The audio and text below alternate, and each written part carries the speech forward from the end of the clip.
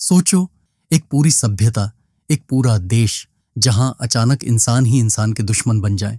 कोई हथियार नहीं, कोई दया नहीं, सिर्फ खून, पागलपन और मौत। यह सब शुरू हुआ एक छोटे शहर से और देखते ही देखते पूरी दुनिया में फैल गया। यहां जान बचाने के लिए धरती पर कोई जगह सेफ नहीं और इसी बर्बाद हो चुकी दुनिया में फंसा हुआ एक परिवार सर्वाइवल के लिए अपने घर से निकल पड़ता है। कहने की शुरुआत में हम केल्विन को देखते हैं, जो एक पुरानी बिल्डिंग में जागता है। यहां पिछली रात वह नशे में अपनी गर्लफ्रेंड एमिली और अपने एक दोस्त के साथ सो गया था। उठकर जब वह अपनी गर्लफ्रेंड को देखने बाहर आता है तो देखता है कि चारों ओर बहुत सारा खून फैला हुआ है और थोड़ा आगे बढ़ने पर उसे उसकी गर्लफ्रेंड दिखाई देती है, जो दिखने में बहुत भयानक लग रही थी और केल्विन के दोस्त को खा रही थी। जैसे ही उसकी नजर केल्विन पर पड़ती है तो वह उस पर हमला करने उसकी ओर बढ़ती है। डरा हुआ केल्विन तेजी से बाहर भागता है, मगर अचानक रोड पर उसका एक्सीडेंट हो जाता है और वह बेहोश हो जाता है। कुछ देर बाद केल्विन की आंख खुलती है और वो खुद को एक हॉस्पिटल बेड पर पाता है, जहां उसकी मॉम मेडिसन, बहन डेज और स्टेप फादर ट्रेविस उससे मिलने हॉस्पिटल में आ गए थे। सबके वहां से चले जाने के बाद केल्विन वहां से कुछ कपड़े चुराता है और वहां से भाग निकलता है। इसके बाद वो माइकल से मिलने जाता है, जिसने उसे वो ड्रग दिया था जिसे लेने के बाद उसकी गर्लफ्रेंड एमिली लोगों को काटने लगी थी। केल्विन जानना चाहता था कि आखिर उस ड्रग में ऐसा क्या था जिससे उसकी गर्लफ्रेंड ने लोगों को खाना शुरू कर दिया था, लेकिन माइकल उसे अपनी बातों में फंसाते हुए एक खाली पड़े पुल के नीचे ले जाता है ताकि वह उसे मार दे और किसी पुलिस केस में ना फंसे। हालांकि केल्विन उसके पास मौजूद गन को देख लेता है और अपने बचाव में गलती से माइकल को जान से मार देता है, लेकिन अब वो बहुत डर गया था और जल्दी से फोन करके अपने पेरेंट्स को वहां बुला लेता है। वहीं अब इंटरनेट पर ऐसी कई सारी वीडियो वायरल होने लगी थी जिनमें बहुत सारे लोग इफेक्टेड होकर एक दूसरे को काटने लगे थे। पुलिस चाहे इन इफेक्टेड लोगों पर कितनी भी गोलियां क्यों ना चला दे, मगर गोलियों का उन लोगों पर कोई भी असर नहीं हो रहा था। इसका मतलब है कि यह एक जॉम्बी वायरस था जो अब धीरे धीरे लोगों में फैल रहा है। फिर केल्विन के बुलाने पर जब ट्रेविस और मेडिसन घटनास्थल पर पहुंचते हैं तो पाते हैं कि माइकल, जो कि केल्विन का कहना है कि मर चुका था, उसकी डेड बॉडी वहां से गायब थी।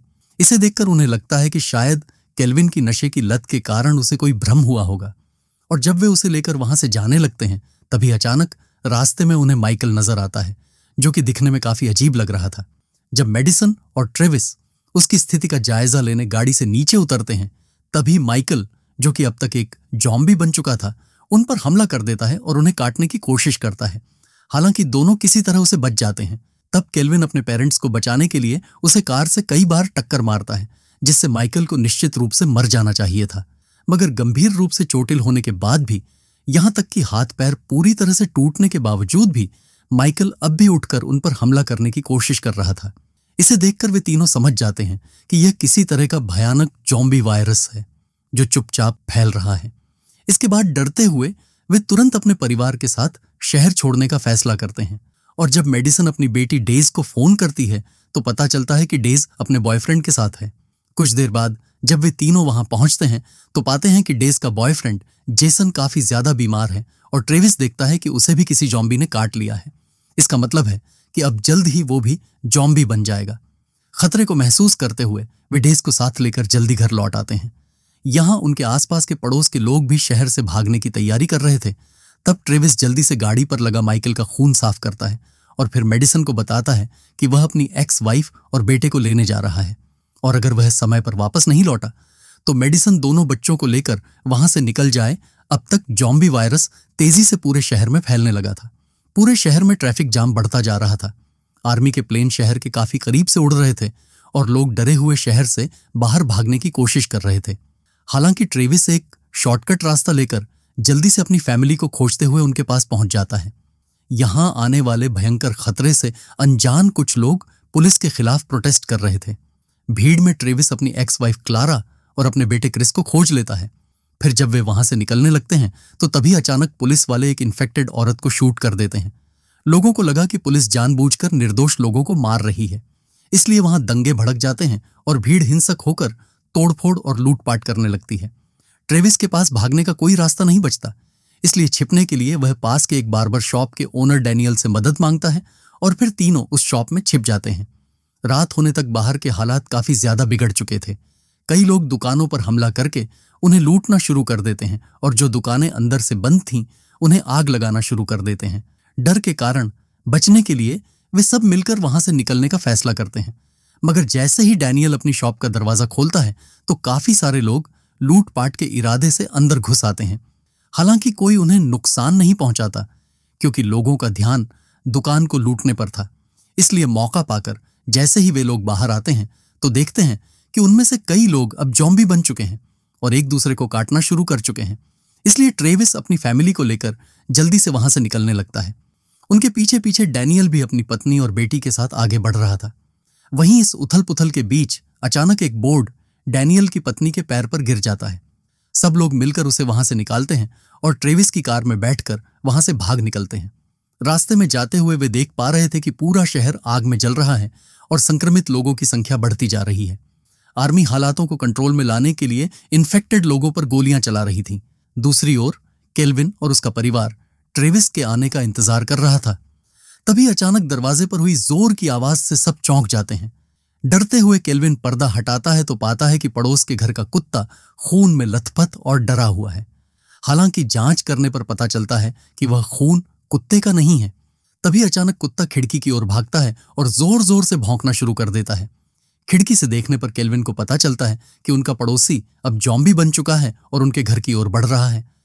सेफ्टी के लिए केल्विन और उसका परिवार दीवार से कूदकर पड़ोस के घर से शॉटगन लेने जाते हैं, क्योंकि उनका पड़ोसी एक मिलिट्री ऑफिसर था। उसी वक्त डेज खिड़की से देखती है कि उनका पड़ोसी, जो अब ज़ॉम्बी में बदल चुका है, अपने कुत्ते को खाने की कोशिश कर रहा है। उसी समय ट्रेविस घर लौट आता है और अंदर जाकर देखता है कि उनका पड़ोसी अपने ही कुत्ते को खा रहा है। तभी वह ट्रेविस पर भी हमला कर देता है। आवाजें सुनकर मेडिसन और बाकी तीनों गन लेकर अपने घर की ओर भागते हैं। मेडिसन ज़ॉम्बी को शूट करना चाहती थी, मगर हिम्मत नहीं कर पाती। तभी डैनियल उससे गन लेकर उस ज़ॉम्बी को मार देता है। फिर अगली सुबह घर से निकलने से पहले मेडिसन देखती है कि उनकी पड़ोसी रेचल भी अब संक्रमित हो गई है। इसके बाद दोनों परिवार 2 गाड़ियों में बैठकर शहर से बाहर जाने के लिए निकल पड़ते हैं। लेकिन तभी मेडिसन देखती है कि उसकी पड़ोसी रेचल का हस्बैंड उससे मिलने आया है, जबकि अब वह ज़ॉम्बी बन चुकी है। इसलिए मेडिसन उसे रोकने के लिए जल्दी से उसकी ओर भागती है, मगर अब तक काफी देर हो चुकी थी और वह अपनी पत्नी के पास चला जाता है। तभी अचानक पीछे से कोई उन्हें शूट कर देता है। ये मिलिट्री सोल्जर्स थे जो ज़ॉम्बीज को रोकने के लिए आ चुके थे। मिलिट्री के आने से लोगों को राहत मिलती है, क्योंकि अब उन्हें वहां से भागने की जरूरत नहीं है। सेना के लोग घर घर जाकर चेक कर रहे थे कि कहीं वहां कोई ज़ॉम्बी तो नहीं है। हालांकि डैनियल अभी भी वहां से निकलना चाहता था, क्योंकि वह आर्मी के काम करने का तरीका जानता था। जल्द ही हजारों की संख्या में सैनिक वहां पहुंच जाते हैं। तब लोगों को बताया जाता है कि वहां से 6 किलोमीटर के एरिया को आर्मी ने फेंस लगाकर पूरी तरह से सेफ कर लिया है और लोगों को 6 किलोमीटर के एरिया से बाहर ना जाने की सख्त चेतावनी दी जाती है। फिर कुछ दिन गुजर जाने के बाद एक दिन क्रिस घर की छत पर बैठकर वीडियो बना रहा था। आर्मी का कहना था कि सेफ जोन से बाहर कोई भी जीवित व्यक्ति नहीं बचा है और शहर पूरी तरह से तबाह हो चुका है। तभी अचानक वह देखता है कि सेफ जोन के बाहर के एरिया से कोई लाइट ऑन ऑफ करके सिग्नल दे रहा है। शायद किसी को मदद की जरूरत है। क्रिस मेडिसन के पास जाकर उसे वो वीडियो दिखाता है कि शायद सेफ जोन से बाहर अभी भी कई सारे लोग फंसे हुए हैं। यह देखकर मेडिसन को मिलिट्री की कार्रवाई पर शक होता है। अगली सुबह वह खुद छत पर जाकर फ्लैशलाइट से देखने लगती है और पाती है कि क्रिस का कहना बिल्कुल सही है। इसका मतलब था कि मिलिट्री आम लोगों से बहुत कुछ छिपा रही है। इसलिए अब वह खुद सेफ जोन से बाहर जाकर देखने का फैसला करती है। वह किसी तरह से सेना से बचते हुए भागकर एक फेंस को काटकर बाहर निकल आती है। यहां खाली सड़कों पर दूर दूर तक सिर्फ लाशें ही लाशें बिखरी पड़ी थीं, जिन्हें मिलिट्री ने मार डाला था। कई सारे शरीरों पर ज़ॉम्बी के काटने का कोई निशान भी नहीं था, बल्कि वे गोलियों से मारे गए थे। इसका मतलब था कि मिलिट्री ने कई बेगुनाह लोगों को भी मार दिया था। मेडिसन यह सब देख ही रही थी कि तभी वह पाती है कि आर्मी की गाड़ियां उसकी तरफ आ रही हैं। इसलिए वह जल्दी से एक गाड़ी के नीचे छिपकर खुद को बचा लेती है। इसके बाद वह घर आकर डैनियल को सब कुछ बताती है कि मिलिट्री की बातों पर भरोसा नहीं किया जा सकता, क्योंकि वे हमसे बहुत कुछ छिपा रहे हैं। उसी शाम डैनियल की पत्नी के पैर पर बोर्ड गिरने से आई चोट के कारण सैनिक जबरदस्ती उसे मिलिट्री हॉस्पिटल ले जा रहे थे और वे डैनियल को उसके साथ चलने की अनुमति नहीं देते। वहीं लिस्ट में केल्विन का भी नाम था। इसलिए डेजी अपने भाई केल्विन को जल्दी से वहां से भागने को कहती है, मगर सैनिक उसे पकड़ लेते हैं और जबरदस्ती वहां से ले जाने लगते हैं। यहां ट्रेविस की एक्स वाइफ क्लारा, जो कि एक नर्स थी, सैनिकों को बताती है कि केल्विन को सिर्फ नशे की लत है और वह संक्रमित नहीं है। मगर मिलिट्री डॉक्टर का कहना था कि वे रिस्क नहीं ले सकते, इसलिए उसकी भी जांच करेंगे। क्लारा डैनियल की पत्नी और केल्विन पर नजर रखने के लिए उनके साथ जाना चाहती थी, और क्योंकि वह नर्स थी इसलिए वे उसे साथ ले जाने के लिए मान जाते हैं। मगर दूर से यह देखकर मेडिसन को लगता है कि शायद क्लारा ने ही उसके बेटे के बारे में आर्मी को बताया है, इसलिए अब वह ट्रेविस से भी झगड़ा करती है, क्योंकि सेफ जोन से बाहर की घटनाएं देखने के बाद उसे डर है कि कहीं वे केल्विन को कोई नुकसान न पहुंचाएं। वहीं इस सबसे हताश होकर जब ट्रेविस छत पर जाता है तो देखता है कि जो सर्वाइवर्स सेफ जोन से बाहर बचे हुए थे, अब वहां से गोलियों की आवाज आ रही है। इसका मतलब था कि आर्मी ने उन्हें भी मार दिया है। यह देखकर अब वह भी समझ जाता है कि आर्मी पर भरोसा नहीं किया जा सकता। वहीं मिलिट्री हॉस्पिटल में क्लारा अब कई दिनों से बीमारों की मदद कर रही थी, मगर उस दिन के बाद से उसने डैनियल की पत्नी और केल्विन को कभी नहीं देखा था। दूसरी ओर अपनी पत्नी को बचाने के लिए डैनियल ने एक आर्मी सोल्जर को बंदी बना लिया था। वह सोल्जर अब डैनियल ने मेडिसन को भी दिखाया और कहा कि उसे टॉर्चर करके वे पूछ सकते हैं कि वे उसकी पत्नी और केल्विन के साथ क्या करने वाले हैं। डैनियल के टॉर्चर करने पर वह आर्मी सोल्जर बताता है कि आर्मी ने जिन लोगों पर शक था कि वे इन्फेक्टेड हो सकते हैं, सबकी जांच करने की कोशिश की थी ताकि उन्हें कोई सख्त कदम न उठाना पड़े। मगर क्योंकि अब बाहर जॉम्बीज की संख्या काफी ज्यादा बढ़ चुकी है, इसलिए अब आर्मी भी उन्हें रोक नहीं पा रही है।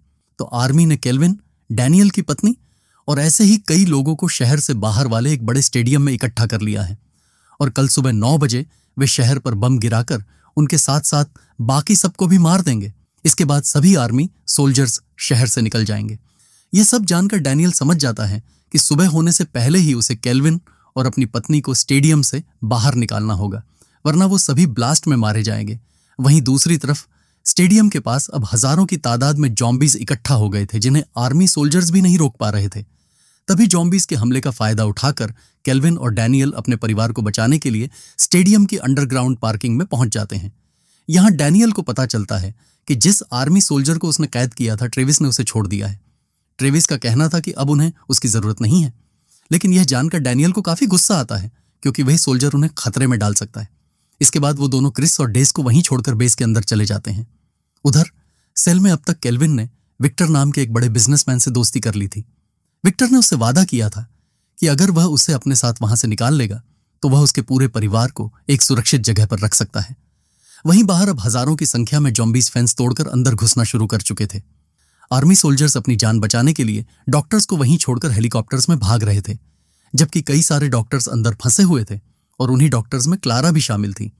दूसरी तरफ केल्विन किसी तरह से जुगाड़ लगाकर अपने साथ विक्टर को भी सेल से बाहर निकालने में कामयाब हो गया था। वहां मौजूद दूसरे बंदी बनाए गए लोग भी उनसे मदद मांग रहे थे, मगर विक्टर केल्विन को ऐसा करने से रोकता है, क्योंकि उन्हें जल्द से जल्द वहां से बाहर निकलना था। उनके वहां से निकलने के कुछ देर बाद ही बाकी लोग उन्हें खोजते हुए वहां पहुंच जाते हैं। दूसरों से केल्विन के बारे में पूछने पर उन्हें पता चलता है कि केल्विन विक्टर नाम के एक बिजनेसमैन के साथ पहले ही वहां से निकल चुका है। फिर वहां से आगे जाने से पहले ट्रेविस बाकी लोगों के सेल भी खोल देता है ताकि वे खुद को बचा सकें। दूसरी तरफ केल्विन और विक्टर जॉम्बीज से भागते हुए एक हॉल में फंस जाते हैं। उस हॉल का दरवाजा सिक्योरिटी लॉक से ही खोला जा सकता था, और अब तक बहुत सारे जॉम्बीज उनके काफी करीब आ चुके थे। विक्टर अपनी गन की मदद से उन्हें रोकने की कोशिश कर रहा था, मगर उसके पास ज्यादा गोलियां नहीं बची थीं। केल्विन दरवाजा खोलने की कोशिश कर ही रहा था कि तभी उसने ट्रेविस और अन्य लोगों को दूसरी तरफ से आते हुए देखा, मगर वे भी बाहर से बिना सिक्योरिटी कोड के दरवाजा नहीं खोल सकते थे। जब लग रहा था कि अब केल्विन नहीं बच पाएगा, तभी अचानक क्लारा सही समय पर वहां आ जाती है और अपने आईडी कार्ड की मदद से दरवाजा खोल देती है, जिससे वे दोनों बच जाते हैं। फिर डैनियल अपनी पत्नी के बारे में पूछता है तो क्लारा दुखी होकर बताती है कि वह संक्रमित थी, इसलिए सेना ने उसे मार दिया। इसके बाद वो सभी वहां से बाहर निकलने के लिए अंडरग्राउंड पार्किंग में जाते हैं, जहां उनकी गाड़ियां मौजूद थीं। लेकिन अचानक वही आर्मी सोल्जर जिसे डैनियल ने टॉर्चर किया था, बदला लेने के लिए वहां आकर डैनियल की बेटी अफिया को गोली मार देता है।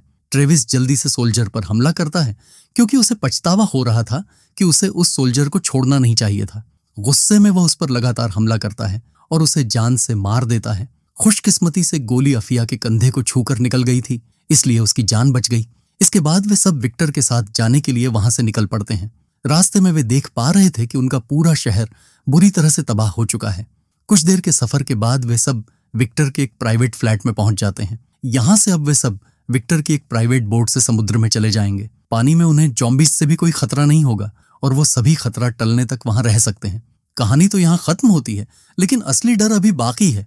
अगर आप भी इस सर्वाइवल जर्नी का हिस्सा बने रहना चाहते हैं तो चैनल को सब्सक्राइब करें, क्योंकि अगली कहानी में कौन जिंदा बचेगा और कौन ज़ॉम्बी बनेगा ये सिर्फ वक्त बताएगा।